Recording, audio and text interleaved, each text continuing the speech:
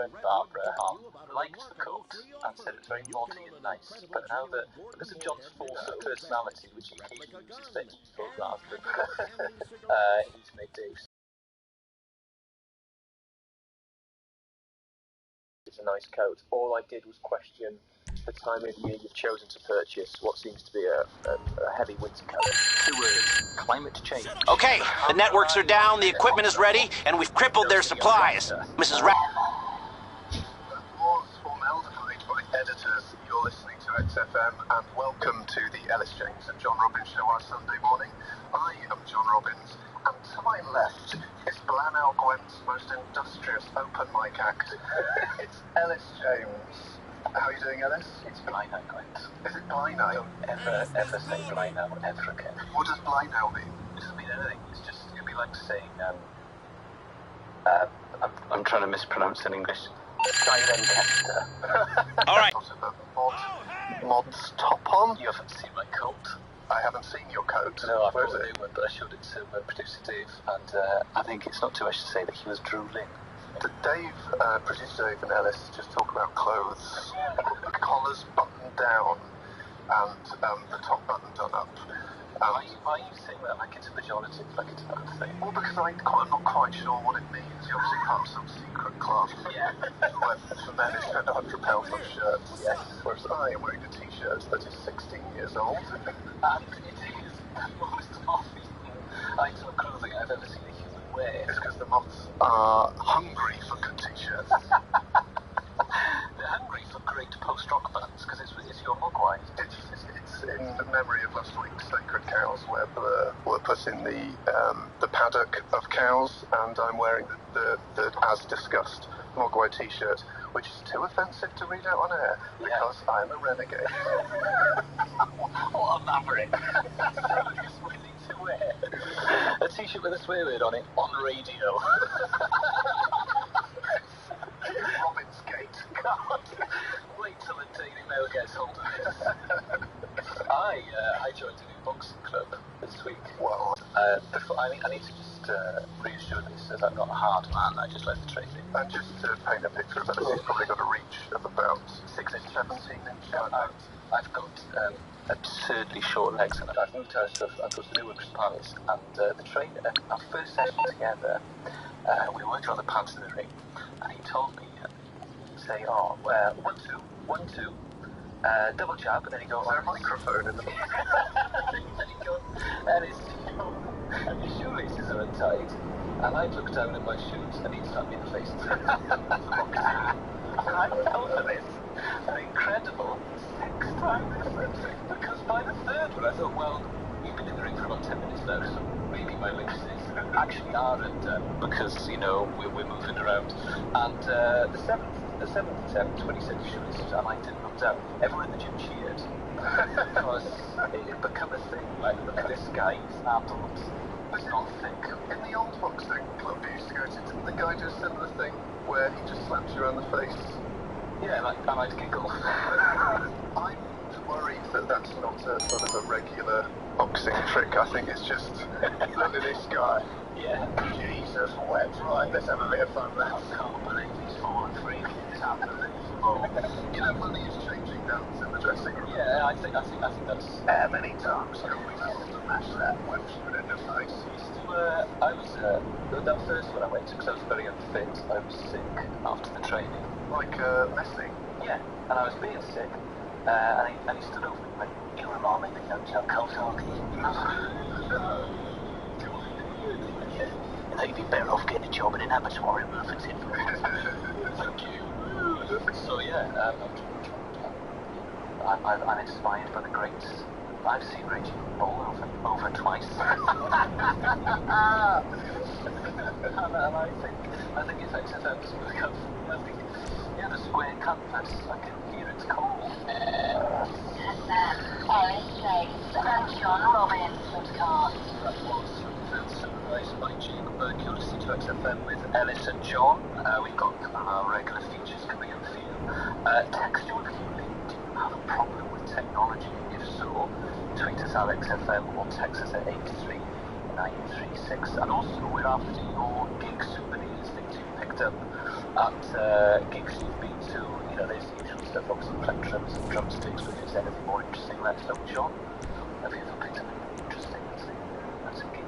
Well, I went to see, to keep on topic with Mogwai, I went to see them at the Bristol Academy in like 2000, and Stuart Braithwaite was outside, and we were queued up to get stuff signed, so I got my tickets signed, but my friend Robin had lost his ticket stub, and all he had on it was a vinyl LP of Philip Glass's greatest hits. She's called Glassworks, so he has a copy of Philip Glass's Glassworks signed by Stuart Braithwaite from Mogwai, which is a really sort of specific eBay interest, that. I didn't think Philip Glass had any greatest hits. Well, I say greatest hits, it was called Glassworks, and it's sort of still most popular. Well, I guess so. It may have been an album in its own right, but I would recommend people check it out. Yes. Opening from Glassworks, very moving. Oh, A piano track. obviously we're on the radio, and if you watch, there is no webcam, is there, Dave? Because if there was, listeners at home could see that John just has one solitary tree at zero. I used to collect. I was the guy who'd wait after shows, ask the roadies for set lists and that sort of thing. So I had loads of set lists on my wall as a teenager. But the most interesting thing I had was I paid £5 to somebody for a Coke can. They convinced me Graham Coxon had drunk out of. But I wasn't at the gig. So looking back, I think that is painfully naive, and I might have just been sold an empty Coke can. You must have £5. A large proportion of A. Rothschild's DNA. Because the amount of things you've collected that have been near him, I reckon you could recreate using technology most of A. Rothschild's. I've got enough of his sweat from a tea towel. I've got A. Rothschild's tea towel. Well, I mean, it's not a tea towel with A. Rothschild's on it. They didn't do that in terms of merch. But a tea towel he wiped his forehead with at the Cardiff Coal Exchange in 1998 is in my house. In case any listeners weren't tuned in last week, A. Rothschild's is the lead singer of a Welsh band, Gorky Zygotic Monkey, who never troubled the top 40. No. That is technically true. Maybe the Welsh top 40. They were number one in the Welsh charts. Who was the competition in the Welsh charts? Bar Coffee Pope. Literal translation, everyone's coffee beans. No way! Yeah, that was Chris Reese's first band from Super Animals. Far Coffee Pope, everyone's coffee beans. Wow. Yeah, and the Gorkies and Far Coffee Pope would often battle it out for the position of Welsh number one. But they didn't trouble the UK top 40, that is true, but that is not because they weren't very good, it's because forces beyond their control were against them. Is this some kind of conspiracy theory? There is. I am a conspiracy theorist when it comes to 9/11 and the Gorkies. You're listening to XFM. Ellis James and John Robbins podcast on XFM. That was Kasabian with their Ode to Dementia, Days Are Forgotten. You're listening to Ellis James and John Robbins on XFM. We've had a lot of interesting texts and tweets in the break there while the ads were on. We also found out that producer Dave's parents are timber and computer magnates who hopped off with Kasabian. That was me and Ellis thinking we were the breadwinners in this setup. It reminded me of when I went on a date with a girl in Bristol years ago, and she said the richest sentence I'd ever heard. Bear in mind she was wearing a fur coat at the time, and just sort of in conversation I said, "Oh, what do your folks do?" And she said, "My dad owns a mine, and I don't really know what was." Which just reeks of money. Not knowing what one of your parents does for a living. Fun fact, Bonnie Tyler part owns a quarry. That's not 100% true, because I had to write jokes about Bonnie Tyler for a radio programme once, and I had to Google her, and she part owns a quarry. Yeah, that's great, isn't it? Phenomenal. But do diversify. Robbie Fowler's got a big property portfolio. Yeah, all the Liverpool fans think we all live in a Robbie Fowler house. Basically on top of Merseyside. I also need to defend myself. Producer Dave just tweeted from the XFM account a picture of myself and John with the caption "The Mod and the Rocker," and we had a reply Hi from Matt09 saying, has the mod lost his iron? Yes, I have. I have recently moved house. I know that I haven't ironed my shirt properly. I'm very embarrassed by it. If I'd known that Dave was going to take my photo, I'd have left the shower on all night and tried to steam the creases out. But I feel I've let the mod community down. So, Matt09, sorry. Imagine being the 9th Matt Dobbo. Must have been absolutely gutted. I thought, I'm guaranteed to get Matt Dobbo. You must have come to Twitter very late. 8 other Matt Dobbos. I had at John Robbins years ago as a Twitter handle, and when I took part in a pilot for a Twitter quiz show, this was in Bristol, so this has been like 2008, and I thought, this is never going to catch on, so I deleted it. Now, a guy has at John Robbins who has tweeted 9 times, and so I got the Maddox referee, because I was going to get John Robbins comedy, but it would only allow me John Robbins cum, which I thought would be inappropriate. Our texter today is weird gig souvenirs you've taken from live music events. And we've had an absolute humdinger from on the text. It says, in 2007, I won tickets on XFM to see Kasabian at Ibiza Rocks. I picked up XFM Manchester's winner of the same competition and went out with him for 2.5 years. Oh, I didn't realise that having considered it in common could lead to such a long-lasting relationship. Also, I mean, that's a lovely souvenir. Like, you get a 2.5-year relationship. I mean, that would double my best ever. It's also much better than the other one. I'm not going to tell you what it was. I went to a gig and got bitten orange off the lead singer. That strikes me as someone who's only ever been to one music gig. That is rock and roll. It's just a shame. It's too extreme. It's bitten orange. You can't keep that clean. No, that will go mouldy. That is going to go mouldy. Talking of mouldy, I had some teeth removed when I was 14. And the dentist said, do you want to keep them? And I said, yes, I kept them under the bed. And there was a little bit of gum attached to the teeth for a couple of weeks. Sorry, John's got his head in his hand, but I'm not going to finish this story.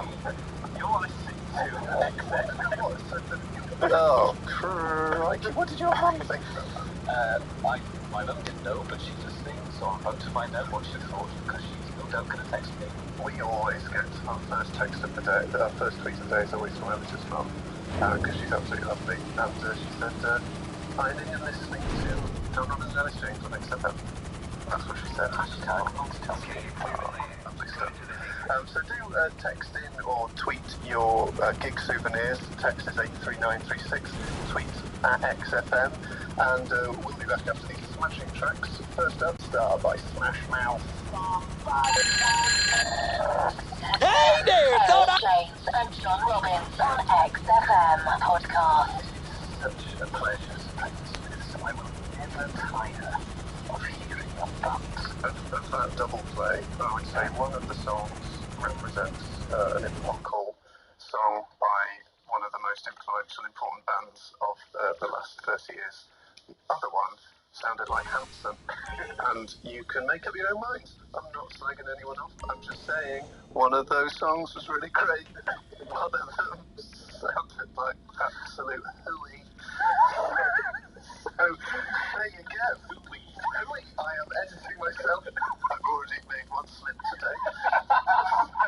Trying to keep things sort of pre-watershed, I would say. Pre-watershed, I mean it's pre-lunch. That'll be great in a little clip of Ellis and John. Pre-watershed, I say it's pre-lunch. Bang! XFM. You're listening to XFM. Lunch. We've got some good music coming up for you. We're going to play Kings of Leon and Muse and the 1975, but we'd like your texts. So, if you have any great gig souvenirs, do let us know. Any weird things you've salvaged from stage or anything that's come into contact with a musician, I quite like the idea of. So tweet at XFM or text 83936. I've got a photo that we're going to tweet out, a souvenir I got. I was performing at I think it was End of the Road Festival last year, which is a cracker, and headlining I think on the Saturday was Belle and Sebastian, who obviously are one one of my favourite bands of the late 90s, early 2000s. And we watched them, and the lead singer, Belle, I'm guessing, it was so funny. And I remember watching him thinking, he's doing a bit better than I did at the comedy tent. And just everything he said between the songs really zingy, because I'm one of those people that I don't like it when musicians sort of waffle on or have those silly in-jokes with their bassist. I saw Kim-Pedersen do this when I watched the Who at Glastonbury. You gotta get this right. I know, he's boring. Yeah. I remember I had just a chord progression, but nothing more than that. And I was in accidents on West London, and I remember getting a bus to Chiswick where Roger lived. And I'm in the bus, it would take me about 20 minutes or something. People try to put so we watched Belle and Sebastian and were blown away by both the music and the banter. And then afterwards, someone had salvaged the set list from Belle and Sebastian. And upon close scrutiny, it would seem that he had written out every single joke he was going to make on the right-hand side of the set list. So he's got things like Dinosaur Jr., accordion sound, exclamation mark. Hey, so, accordion sound. He's got a big bit where it says cheese question, exclamation mark. Couple on honeymoon, couple went to dance. So it's all just kind of, and we thought he's cheating. I don't mind you having your set list written down, that's fine. You need to know what order the songs come in. But at least leave the banter off the cuff.